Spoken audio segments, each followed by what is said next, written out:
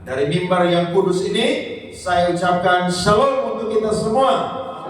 Haleluya. Mari kita buka Alkitab kita. 1 Tesalonika pasal yang kelima ayat 17. Seri yang ketiga dari tema besar kita, yakni tegar di masa sukar. Dan hari ini saya akan bicara tentang tetaplah berdoa. Mari kita mulai. 1, 2, 3. Tetaplah berdoa. Oke, saudara balas lagi kepada dia supaya seimbang, 1 lawan 1. Baik, 1, 2, 3.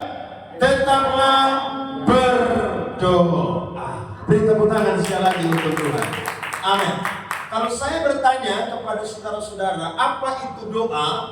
Maka saya yakin pasti ada di antara kita yang jawabannya sama. Tapi juga ada di antara kita yang mungkin jawabannya berbeda. Tetapi pertanyaan yang lebih mendalam yang saya bisa sampaikan kepada kita pada pagi hari ini adalah, berapa banyak atau berapa kali saudara berdoa setiap hari dengan Tuhan? Itu yang paling penting. Nah, pertanyaan ini bukan sekedar pertanyaan yang saya dan saudara jawab dengan jawaban. Satu hari saya berdoa 3 kali.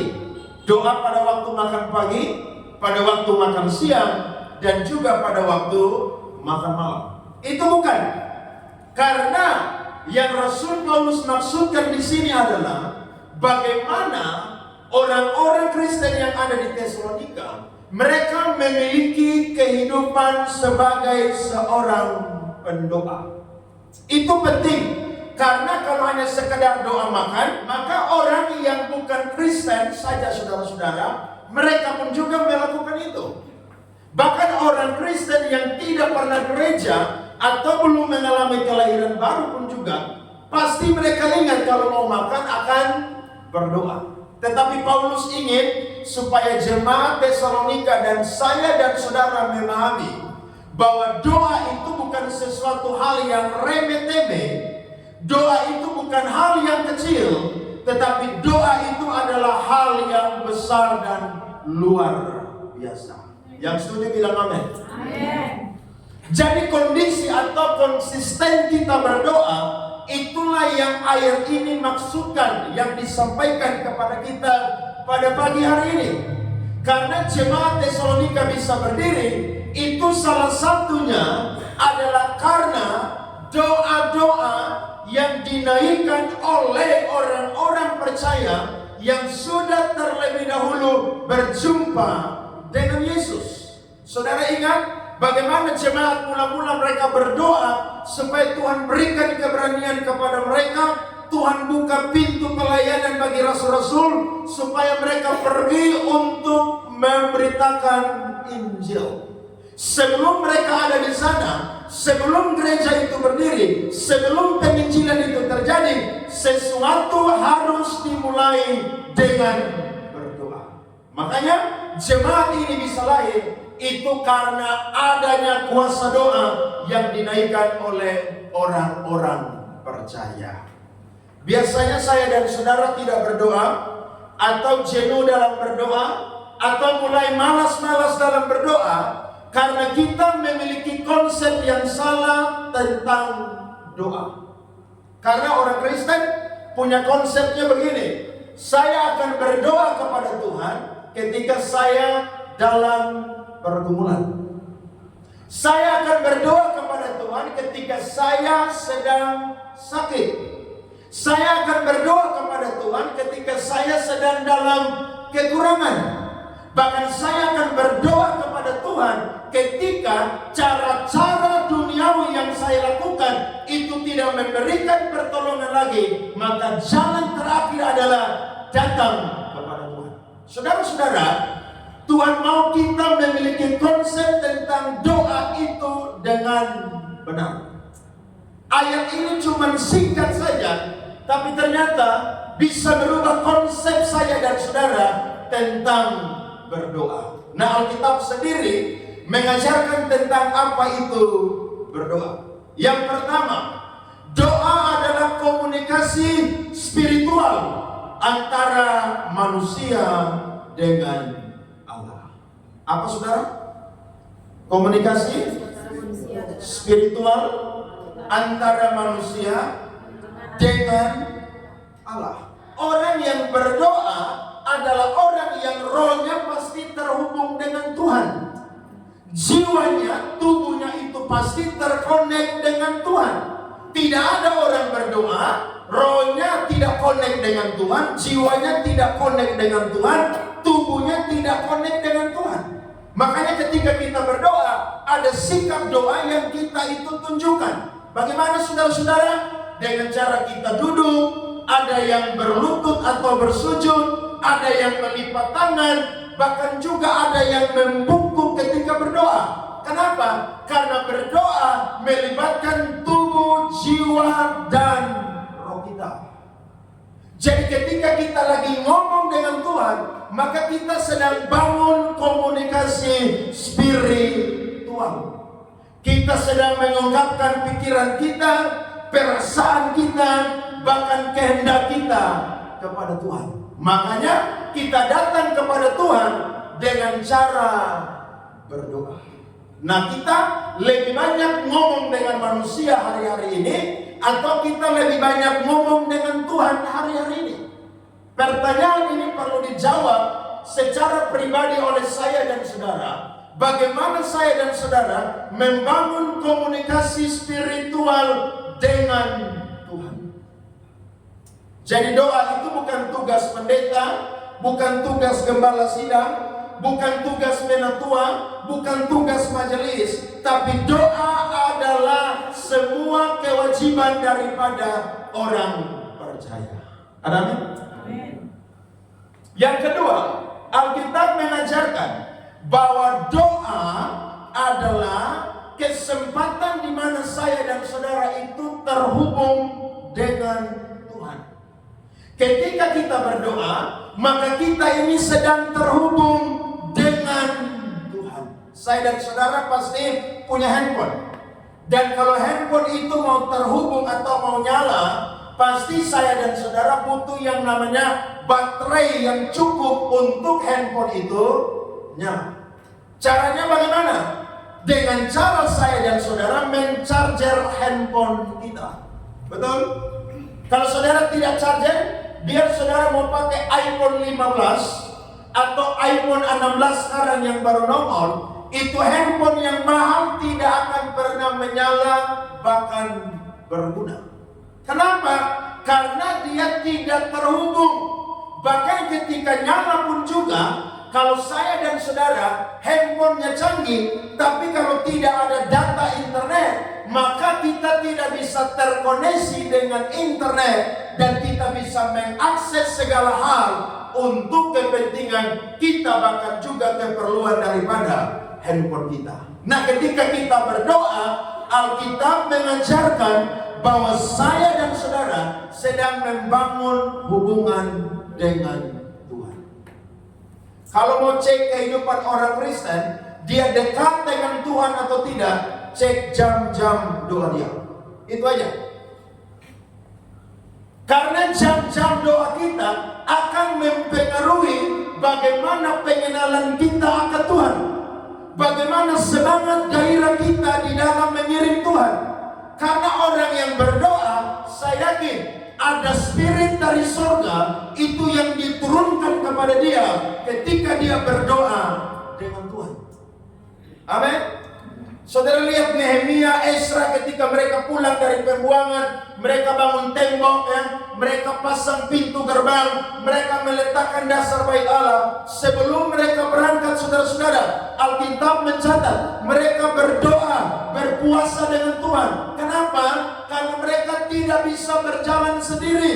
Ada musuh-musuh yang banyak di sekeliling mereka. Tapi ketika mereka berdoa, Alkitab berkata, waktu mereka pulang dari pembuangan, Tuhan menyertai mereka karena mereka terhubung dengan Tuhan.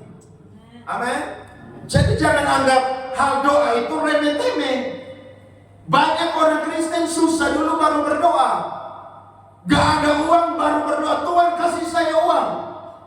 Tuhan saya butuh pekerjaan. Kita berdoa, nanti udah dapat kerja, udah dapat uang, lupa Tuhan lagi. Kalau saya dan saudara tidak terhubung dengan Tuhan, pagi ini Alkitab mengingatkan, doa adalah kesempatan saya dan saudara terhubung dengan Tuhan. Amin. Selain baca firman, selain memuji menyembah, berdoa pun juga adalah salah satu sarana yang Tuhan berikan untuk kita tetap terhubung dengan Tuhan. Dan yang ketiga, Alkitab mengajarkan, doa adalah cara kita menaikkan syukur kita kepada Tuhan dengan cara berdoa pribadi, bahkan juga berdoa korporat atau berdoa bersama-sama. Makanya ada doa pribadi, ada doa di gereja, ya, komunitas yang besar, ya, bahkan sekarang saudara-saudara lihat di dunia ini ada jaringan-jaringan doa. Kenapa orang bikin jaringan-jaringan doa? Apakah itu sesuatu yang hanya kumpul-kumpul? Tidak. Doa itu, saudara, adalah sesuatu yang sangat-sangat luar biasa. Nah, Paulus mau jemaat yang ada di Tesalonika, dan saya dan saudara pun juga pagi hari ini, mari jadi orang Kristen yang punya konsep yang benar tentang berdoa. Karena orang Kristen yang memahami tentang konsep doa, dia akan berdoa setiap waktu dengan Tuhan. Setiap waktu di sini bukan setiap detik saudara masuk kamar dan berdoa. Tidak demikian. Seorang hamba Tuhan, saudara, yang dipakai Tuhan namanya Smith Wigglesworth. Selama dia melayani kurang lebih dia doakan orang mati bangkit 40 kali. Dan orang tanya kepada dia, apa rahasianya? Saya selalu terkonek dengan Tuhan lewat berdoa. Berapa kali Anda berdoa? Setiap detik saya berdoa dengan Tuhan. Dimanapun saya berada, saya akan berdoa dengan Tuhan. Bukan ngomong-ngomong supaya orang dengar, tidak, saudara. Tapi ketika kita berdoa, dalam hati kita pun juga sedang kita berbicara dengan Tuhan. Makanya pada zaman Yesus, ahli-ahli Taurat, orang-orang Farisi itu dikecam oleh Tuhan Yesus. Kenapa? Karena ketika mereka mau berdoa, mereka mau pamer. Mereka gulingkan itu tikar di pinggir jalan, mereka doa di situ supaya orang lihat mereka berdoa. Yesus bilang apa? Kalau engkau mau berdoa, masuk ke dalam kamarmu, pintumu dikunci, dan biarlah Bapamu yang ada di tempat yang tersembunyi melihat engkau juga yang ada di tempat yang tersembunyi itu berdoa, maka dia akan mendengar dan menjawab doamu. Amin. Jadi doa itu bukan pamer-pamer. Makanya kita orang Kristen tuh kalau kita doa puasa tidak pernah pamer-pamer. Karena memang doa itu komunikasi spiritual. Doa adalah kesempatan terhubung dengan Tuhan. Dan doa pun juga adalah cara bagaimana kita lakukan dengan bersyukur, berdoa secara pribadi. Bahkan saya dan saudara itu bisa bersama-sama sepakat di dalam berdoa. Lewat firman Tuhan ini, Paulus mengajarkan kepada kita dan jemaat Tesalonika, mengapa saya dan saudara harus tetap berdoa. Ada 3 hal. Yang pertama, saya bagi untuk kita semua. Doa adalah gaya hidup orang percaya. Martin Luther berkata bilang begini, menjadi orang Kristen tanpa doa adalah suatu hal yang mustahil. Sama seperti kehidupan tanpa nafas. Saya dan saudara dinyatakan hidup kalau ada apa? Nah, saudara sakit kanker stadium 4 mau mati pun juga, tapi kalau masih ada napas berarti orang bilang masih apa? Hidup.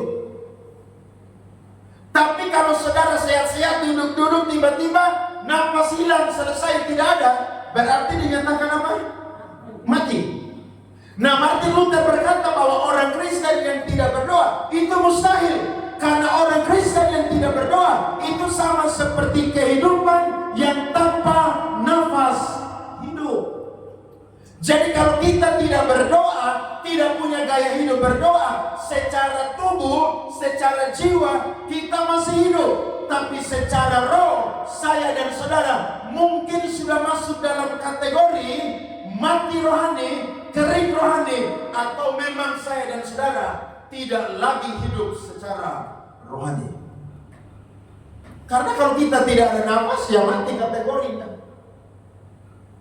Kalau kita tidak berdoa, kita hidup, saudara-saudara. Manusia lihat kita masih bernafas, masih berjalan, masih bekerja, masih makan, masih beraktivitas.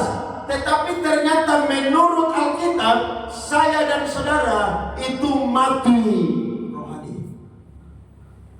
Orang kalau tidak berdoa lagi, saudara-saudara, itu tidak ada gairah dalam dia punya hidup. Saudara kalau tanya saya, kenapa saya masih semangat melayani Tuhan sampai hari ini? Jawaban salah satunya adalah karena saya punya kehidupan berdoa dengan Tuhan setiap hari. Bukan karena pendeta, tapi saya tahu doa itu adalah gaya hidup orang percaya. Saudara mau perhatikan yang lahiriah atau yang rohaniah? Kalau saudara perhatikan yang lahiriah saja, maka rohania ini saudara tidak diperhatikan. Tapi kalau kita fokus memperhatikan yang rohani, maka saya yakin yang lahiriah itu tidak menjadi sesuatu masalah bagi saya dan saudara terlalu penting amat. Saudara biar dalam keadaan susah pun juga tetap berdoa. Saudara dalam keadaan senang pun juga tetap berdoa. Saudara jangan seperti orang yang mau jadi anggota dewan, mau jadi pejabat. Itu kalau mereka mau calon, mereka cari orang untuk berdoa. Makanya waktu mereka jadi pejabat, saudara jangan ajar mereka firman Tuhan. Mereka pintar firman Tuhan. Karena selama masa-masa kampanye, yang mereka jumpai adalah apa? Hamba Tuhan. Tapi pertanyaannya, apakah mereka datang didoakan, mereka juga berdoa pribadi dengan Tuhan? Atau mereka berdoa dengan Tuhan pada waktu mereka itu mau mencalonkan diri, tetapi ketika mereka sudah naik, dapat jabatan, dapat kedudukan, fasilitas, mereka masih punya jam-jam doa dengan Tuhan? Itu pertanyaan yang perlu dijawab. Perhatikan Daniel. Daniel waktu dibuang ke Babel dari umur 12 tahun sampai masa tuanya, Alkitab berkata, gaya hidup dari Daniel adalah orang yang suka berdoa. Waktu keluar perintah raja, barang siapa yang dalam 30 hari menyembah, berdoa kepada Allah lain selain Allah yang disembah oleh bangsa Media dan Persia, maka hukumannya adalah dibuang ke dalam gua singa. Jangankan ke dalam gua singa, gua monyet aja udah mengerikan. Tapi waktu Daniel dengar itu, Alkitab berkata, Daniel berhenti berdoa? Daniel takut? Justru yang ada Alkitab mencatat, Daniel itu masuk ke dalam kamarnya dan dia mengarah kiblatnya ke Yerusalem dan dia berlutut berdoa dengan Tuhan. Akhirnya mereka tahu bahwa gaya hidup Daniel adalah pendoa. Jadi jangan saudara bilang orang yang berdoa tuh yang daftar diri di gereja jadi pendoa syafaat, jadi mereka yang berdoa. Oh tidak saudara, Daniel ini ya, 4 raja berbeda, 2 kerajaan berbeda, tapi orang penting selalu Daniel.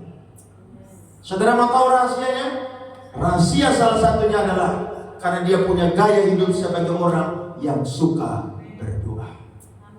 Saudara, doa manusia nggak perhatikan, tapi Tuhan lihat dari surga. Tuhan lihat ini anak satu ini rajin berdoa. Ini anak satu ini setia berdoa.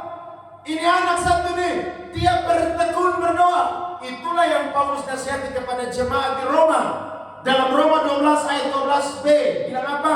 Bertekunlah di dalam doa. Mereka lihat Daniel sedang doa kepada Yahweh. Mereka lapor raja, tangkap Daniel. Dan Alkitab berkata, Daniel dibuang dengan sungguh-sungguh ke dalam gua singa. Tapi apakah singa memakan Daniel, saudara? Saudara pasti sudah tahu ceritanya. Yang ada Daniel santai-santai di dalam. Tuhan kirim malaikat mengetukkan mulut daripada singa-singa. Karena Tuhan tahu ini orang-orang benar. Salah satu gaya hidup yang dia punya adalah dia suka berdoa dengan Tuhan. Akhirnya dia keluar, saudara. Tidak ada luka sedikit pun. Justru yang ada, promosi dari Tuhan itu datang dalam kehidupan dia. Saudara mau jadi orang Kristen yang kuat, punya kehidupan doa tiap hari. Saudara mau jadi orang Kristen yang menyala-nyala untuk Tuhan, punya kehidupan doa tiap hari. Makanya kamar saudara dan saya itu bukan untuk tidur aja. Kamar saya dan saudara dipakai untuk apa? Berdoa di situ. Tuhan akan lihat berapa banyak air mata yang tertumpah di kamar saudara dan saya. Dan ingat, kamar saya dan saudara adalah tempat yang paling mengasihkan, di mana saya dan saudara bisa terkomunikasi dengan Tuhan. Saudara tutup pintu kamarmu, saudara kurung dirimu di situ dan berdoalah secara pribadi dengan Tuhan. Makanya orang kalau menyala dengan Tuhan, coba saudara tanya, pasti dia punya kehidupan doa. Karena memang orang yang berdoa itu kan dicas selalu oleh Tuhan. Dia mau lemah, dia mau mundur dari Tuhan, mau berhenti ikut Tuhan, mau stop melayani Tuhan bilang jangan. Tuhan isi kembali lagi dia dengan apa? Gairah, semangat, sukacita. Kenapa? Ya dia punya kehidupan berdoa. Jangan kita butuh sesuatu, kita berdoa. Nanti ketika kita dapat, tidak berdoa. Bahkan kalau saya dan saudara kapan ingat Tuhan baru kita berdoa. Tidak boleh. Orang Kristen harus punya gaya hidup sebagai seorang pendoa. Saudara yang bekerja di kantor, belajar dari Daniel. Dia ada di kantor. Bayangkan, kerajaan yang paling berkuasa pada waktu itu, Babilonia, Media Persia. Daniel orang penting. Tetapi apa yang dia buat saudara? Setiap hari dia berdoa dengan Tuhan. Saudara bisa? Mau melakukan seperti Daniel?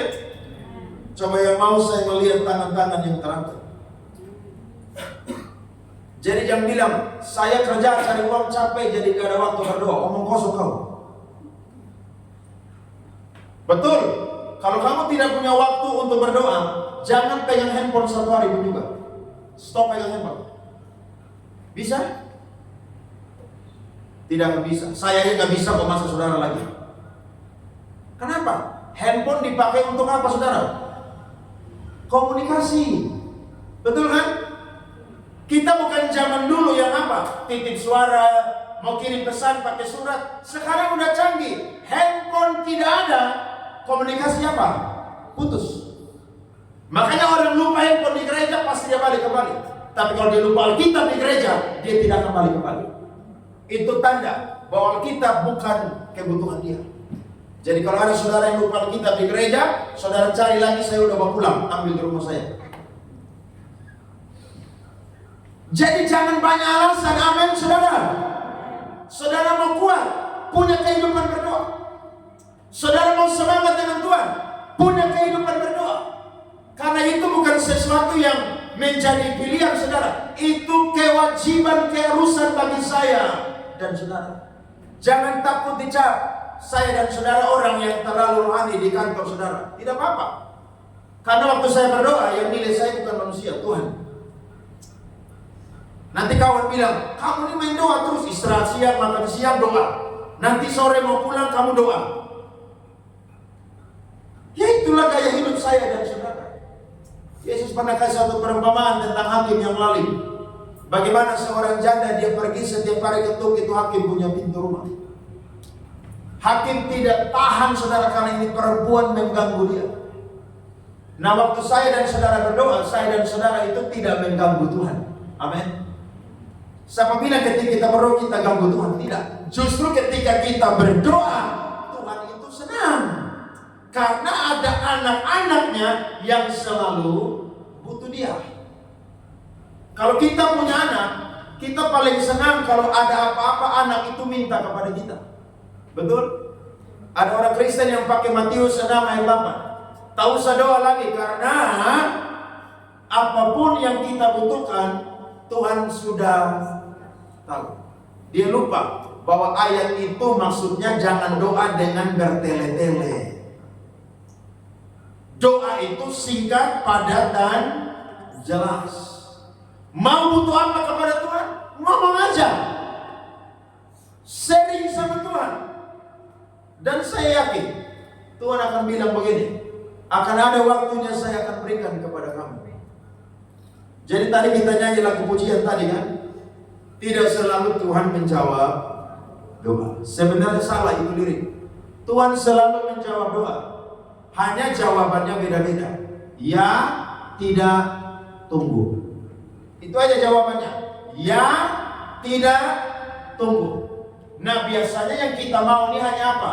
Ya, tidak dan tunggu, tidak mau. Tapi pagi ini Tuhan rubah mindset kita. Saudara sudah dijawab Tuhan, belum dijawab Tuhan pun juga punyalah gaya hidup sebagai seorang pendoa. Amin. Karena orang Kristen yang berdoa, dia sedang hidup. Tapi orang Kristen yang tidak berdoa, dia mati. Bukan mati tubuh dan jiwa, mati rohani. Orang Kristen yang berdoa, dia dengar khotbah biar lama pun juga dia senang. Betah dia hadirat Tuhan. Ketika kita terbiasa, maka rohani kita itu akan semakin punya kepekaan. Dan kalau saudara tidak berdoa, Tuhan bilang begini, kamu belum berdoa hari ini. Saudara pernah ditegur Tuhan begitu? Saudara tidak berdoa, ini udah malam di jam 8. Saudara sibuk tidak pernah berdoa, masuk kamar saat teduh dengan Tuhan. Tuhan bilang begini, kamu belum berdoa hari ini dengan saya. Pernah saudara? Berarti saudara dan saya itu disayang Tuhan. Saya itu kadang-kadang begitu saudara, pagi doa, siang doa. Tapi kalau sore udah sibuk, kadang-kadang saudara tidak berdoa. Tuhan bilang begini, kamu belum berdoa sore. Langsung saudara masuk kamar berdoa, sujud di situ, menyembah Tuhan di situ. Nah, kalau kita masih dengar suara Tuhan, berarti harus bersyukur saudara. Tuhan masih ajak saya dan saudara berdoa. Nah pagi ini jangan berdoa waktu saya dan saudara butuh mujizat saja. Jangan berdoa pada waktu saya dan saudara butuh berkat saja. Tapi kita mau tetap berdoa, karena orang Kristen yang sudah lahir baru, salah satu gaya hidupnya adalah dia tetap berdoa. Beri tepuk tangan kepada Tuhan. Amin. Itu yang pertama. Alasan kedua, kenapa saya dan saudara itu harus tetap berdoa? Karena ada sesama saudara seiman yang mendoakan kita. Saudara perhatikan 1 Tesalonika 1 ayat yang kedua. Kami selalu mengucap syukur kepada Allah karena kamu semua, dan apa saudara?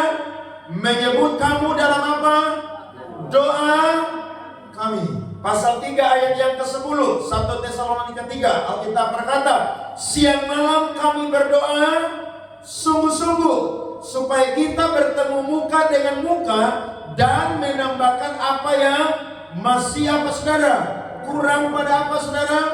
Pada imanmu.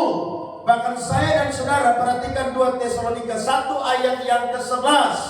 Alkitab berkata, karena itu kami senantiasa berdoa juga untuk kamu, supaya Allah menganggap kamu layak bagi panggilannya dan dengan kekuatannya menyempurnakan kehendakmu untuk berbuat baik dan menyempurnakan segala pekerjaan imanmu. Alasan kita harus tetap berdoa karena ada orang yang mendoakan kita. Amin. Saudara di sini saya doa buat saudara tiap hari, setiap pagi, setiap siang, setiap malam. Makanya kalau ada yang mulai aneh-aneh, malas gereja, ya, udah dikasih ingat malas, ya, saya lihat mulai hilang-hilang dari gereja, itu saya langsung lapor Tuhan tuh. Jadi saudara tuh tiap hari saya lapor saudara di Tuhan. Tuhan ini satu dia kepala batu nih Tuhan, tegur dia dong. Kenapa begitu? Ya karena saya sayang saudara. Iya dong.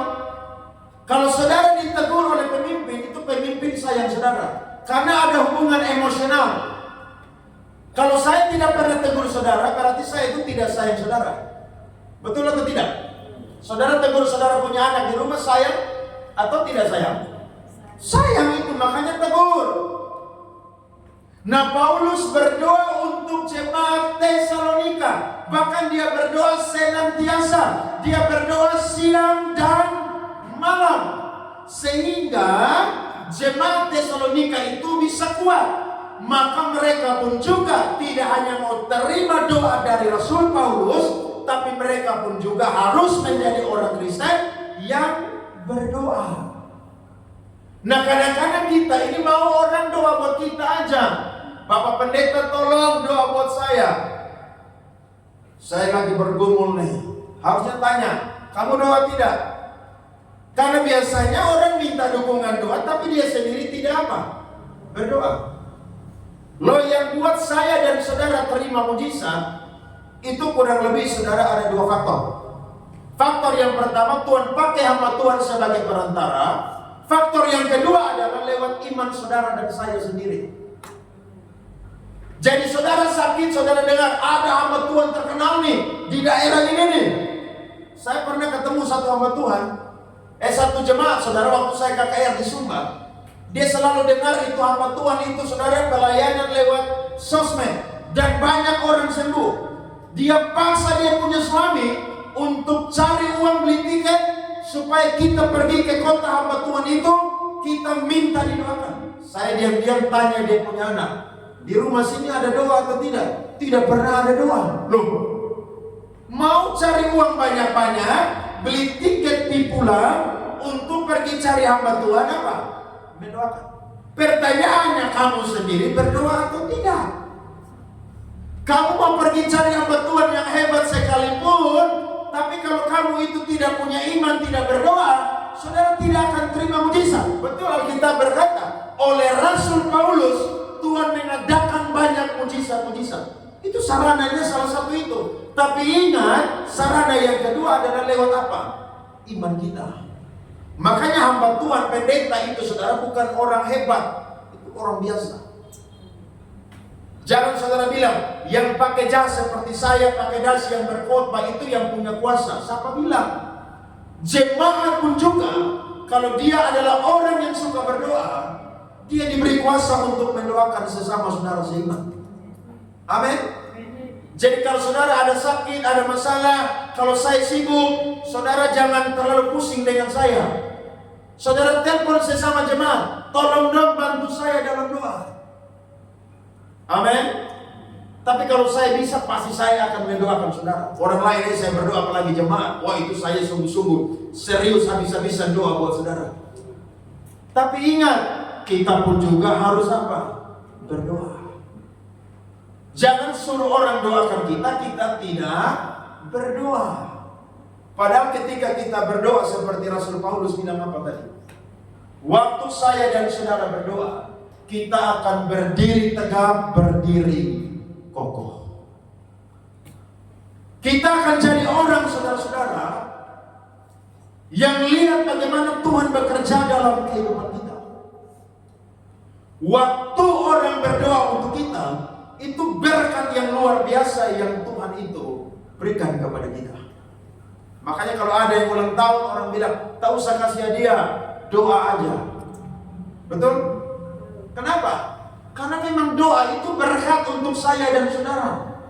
Kalau orang mendoakan kita, itu berkat saudara. Saudara pilih orang mendoakan atau orang kutuk kita, sumpah serapah kita? Iya kan? Makanya saya itu paling senang. Pak Andre, saya mau berdoa buat Pak Andre. Aduh, itu saya paling senang. Saya paling senang. Jadi kalau ada pertemuan-pertemuan pendeta, ya ada altar call, saudara pikir saudara pendeta ini berdiri di kursi? Tidak. Saya jadi orang yang maju altar call di depan. Bukan karena saya udah pendeta terus saya bilang, siapa mau doakan saya lagi? Tidak. Saya tahu lewat orang lain yang berdoa, ada pengurapan Tuhan yang turun, ada kuasa Tuhan yang turun, ada berkat Tuhan yang turun. Kenapa? Karena ada doa yang diberikan untuk saya dan saudara. Jadi mari saya dan saudara berdoa. Amin. Kita terima doa, tapi jangan lupa doa juga buat orang lain. Makanya kalau ada keluarga kita yang belum bertobat, saudara kalau ngomong udah capek, doakan dia aja. Saudara kalau ngomong-ngomong terus nanti mulut pincah saudara. Saudara nasihat dia coba-coba terus, lu gereja dong. Lu ini gak bertobat, cari uang terus. Setan lu. Oh saudara mulut pincah tuh. Tak usah. Saudara kalau udah ngomong dia tidak mau dengar, saudara pakai cara yang paling halus. Doa buat dia. Kalau saudara doa buat dia, Tuhan bilang begini, malaikat segera turun dari surga. Nah itu kalau malaikat sudah turun saudara, berarti sesuatu pasti terjadi. Amin. Yang kepala-kepala batu pasti akan apa? Hancur. Lihat. Orang mau hebat apapun, tapi kalau orang berdoa hancur saudara. Iya. Jadi kalau saudara ngomong udah capek, saudara pakai senjata yang paling ampuh, tapi itu paling halus dan tidak kelihatan. Doa. Itu kalau Tuhan udah bekerja, mujizat terjadi, pemulihan terjadi, pertobatan terjadi. Saya baca kebangunan rohani terjadi tahun 1904 di Wales, Inggris, UK. Ada seorang anak kecil usia 12 tahun. Dia berdoa setiap hari di rumah dia. Dia minta Tuhan lawat negara dia, saudara-saudara. Dan apa yang terjadi? Tuhan kirim satu hamba Tuhan dari Amerika. Datang KKR di Wales tahun 1904. Waktu dia sampai saudara, hamba Tuhan ini saudara merasakan bahwa ada seseorang di negara ini yang punya kehidupan doa yang luar biasa untuk dia punya negeri ini, bahkan masyarakat yang ada di negeri dia. Maka ditahulah bahwa ternyata ada anak usia 12 tahun yang punya kehidupan berdoa. Setiap hari dia berdoa untuk siapa? Untuk jiwa-jiwa yang di negara dia. Kebangunan rohani terjadi. Wales menjadi negara yang mayoritas Kristen sampai hari ini. Karena ada satu anak kecil usia 12 tahun yang rajin berdoa. Yesaya bilang begini, oleh karena Sion, aku tidak akan berdiam diri. Banyak orang kutuk Israel hari ini. Saya dan saudara tidak usah kutuk. Saya dan saudara berdoa untuk Israel. Amin. Kita berdoa untuk mereka. Saya yakin mereka umat pilihan Tuhan dan mereka akan diselamatkan oleh Tuhan. Paulus berkata, secara Injil mereka adalah seteru Allah, tetapi menurut pilihan mereka adalah kekasih Allah karena nenek moyang mereka. Saya berdoa Tuhan bangkitkan pasukan-pasukan doa di gereja kita. Orang-orang yang mau bayar harga untuk berdoa dengan Tuhan. Orang-orang yang cinta rumah Tuhan, yang berkata, ada doa di gereja, saya mau datang untuk berdoa di gereja. Tuhan butuh doa saya dan saudara, amin. Banyak jiwa-jiwa butuh doa saya dan saudara. Hari ini kekristenan saudara merosot di Eropa. Banyak gereja saudara sekarang jadi apa? Diskotik, jadi klub malam. Eropa saudara drastis penurunan. Bahkan orang-orang yang dulu menjadi pengikut John Calvin, Martin Luther, sekarang saudara cuma hanya 3% di Eropa. Kenapa? Karena pengaruh liberal, pengaruh dunia yang canggih, bahkan juga orang-orang di seberang yang bukan Kristen, mereka membawa agama mereka, dan akhirnya orang mulai meninggalkan apa? Kekristenan. Ini tugas saya dan saudara, menjadi berdoa-berdoa. Amin. Paulus doa buat jemaat Tesalonika siang dan malam. Coba buka Ibrani 13 ayat 17. Taatilah pemimpin-pemimpinmu dan tunduklah kepada mereka, sebab mereka berjaga-jaga atas apa?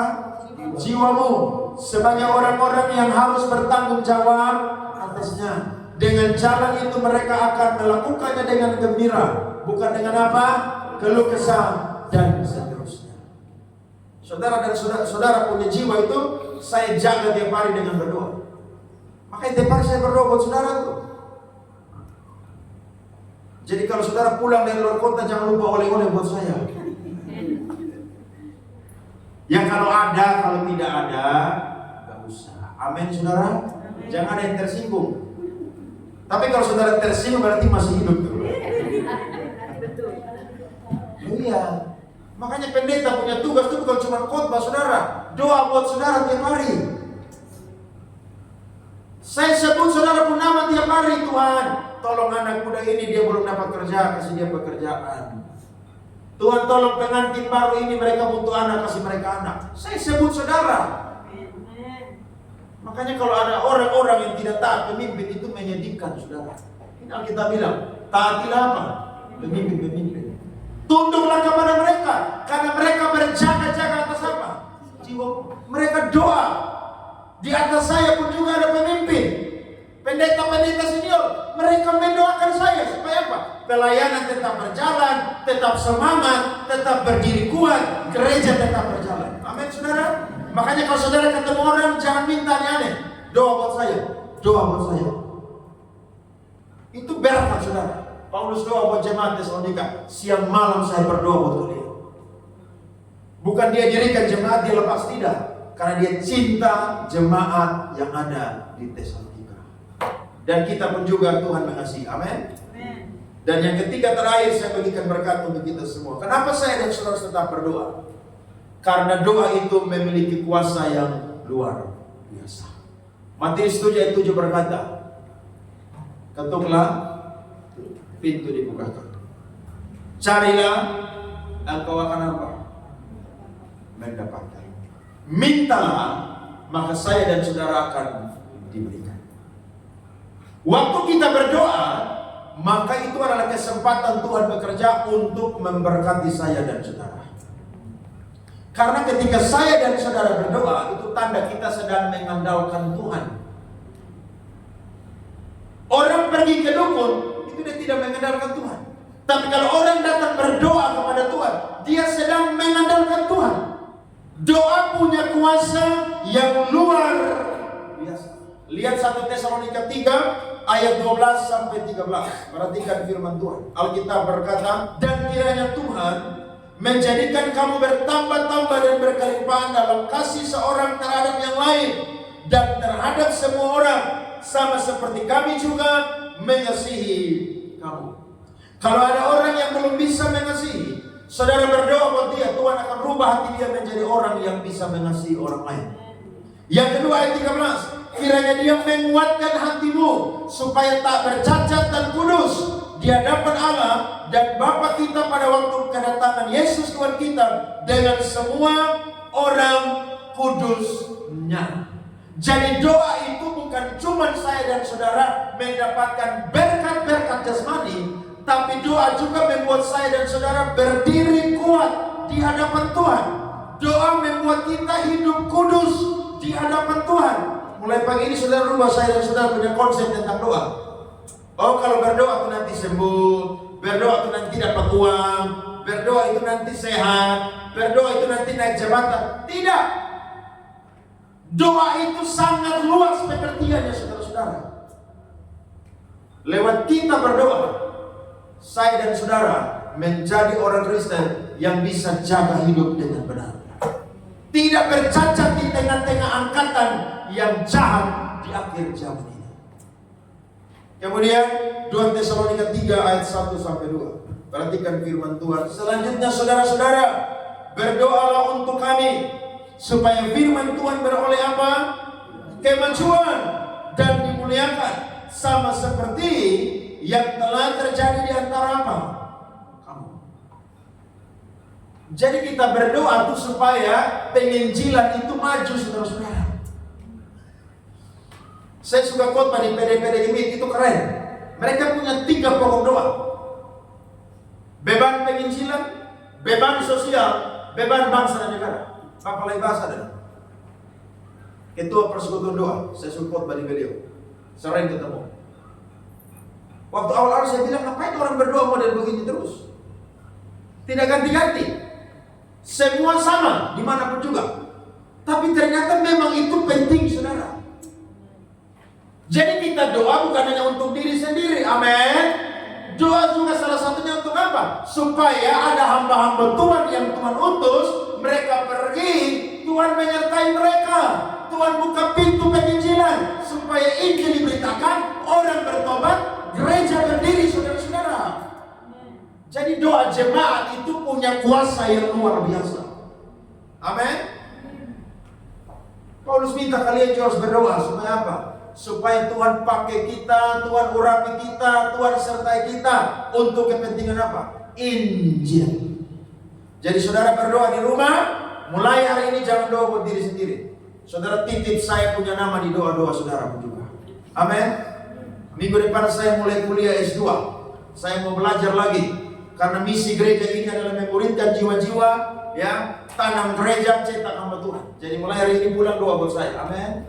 Tuhan berkati bangkit Tuhan. Pelayanan Tuhan bawa. Saudara doa buat saya. Ya. Bahkan hamba Tuhan sini saudara doa, Tuhan pakai Kupang Presenter menjadi salah satu gereja yang memuridkan jiwa-jiwa. Tuhan bangkit. Itu tugas saya dan saudara. Amin. Dan mari kita lihat lagi saudara-saudara ayat terakhir. Kolose pasal 4 ayat 3 sampai 4. Mari bangkit berdiri, pemain musik maju ke depan. Berdoa jugalah untuk kami supaya Allah membuka pintu untuk apa? Pemberitaan kami, sehingga kami dapat berbicara tentang rahasia Kristus yang karenanya aku dipenjarakan. Ayat 4. Dengan demikian aku dapat menyatakannya sebagaimana seharusnya. Jadi doa untuk kepentingan penginjilan. Masih banyak jiwa belum bertobat. Saya dan saudara tidak bisa pergi, tapi ada hamba-hamba Tuhan yang Tuhan utus. Kita doa untuk kepentingan penginjilan. Banyak tempat bertobat, gereja lahir di sana, sampai seluruh dunia ini penuh dengan kemuliaan Tuhan. Neraka kosong, surga penuh saudara-saudara. Beri tepuk tangan kepada Tuhan. Mari kita nyanyi lagu yang tadi. Amin.